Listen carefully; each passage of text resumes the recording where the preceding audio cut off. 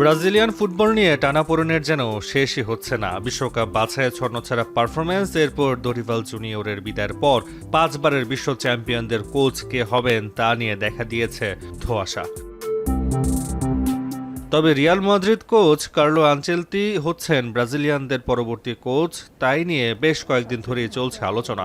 কিন্তু রিয়ালের সঙ্গে চুক্তির বেড়াজালে এখন অনিশ্চয়তায় রয়েছে আনচেলতির নিয়োগের ব্যাপারে।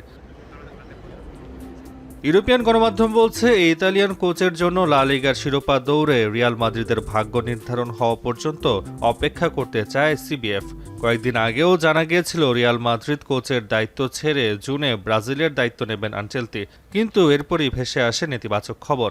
আনচেলতির সিবিএফকে মৌখিক সম্মতি দেওয়ার খবর জানার পর কঠোর হয়ে ওঠেন রিয়ালের বোর্ড পরিচালকরা। 2026 সালের জুনে রিয়াল আনচেলতির বর্তমান চুক্তির মেয়াদ শেষ হবে এবং তিনি যেহেতু তার আগেই চলে যাওয়ার সিদ্ধান্ত নিয়েছেন, এ কারণে তার বর্তমান চুক্তির বাকি সময়ের অর্থ পরিশোধ করতে রাজি হয়নি মাদ্রিদের ক্লাবটি। জানা যায় আনচেলতি যে সময়ে কিংবা যেভাবে ক্লাব ছাড়ার সিদ্ধান্ত নিয়েছেন তাতে অসন্তুষ্ট হয়েছে রিয়াল। এ কারণেই আনচেলতির ব্রাজিল যাত্রা থমকে যায়।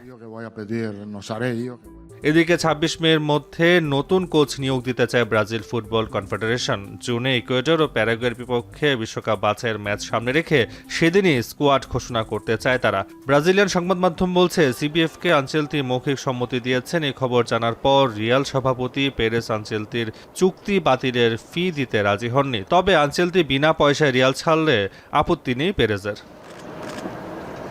অন্যদিকে মেয়াদ শেষ হওয়ার আগে আনচেলতি রিয়াল ছাড়তে চাইলে তাকে বেশ মোটা অঙ্কের অর্থ ছাড় দিতে হবে। আর চুক্তি বাতিল করে কোচকে ছেড়ে দিতে রিয়াল সিবিএফ এর কাছ থেকে ক্ষতিপূরণ পাওয়ার আশা করছে।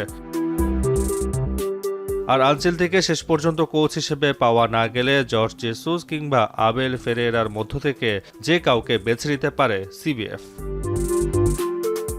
তাসওয়া নাফি, এখন।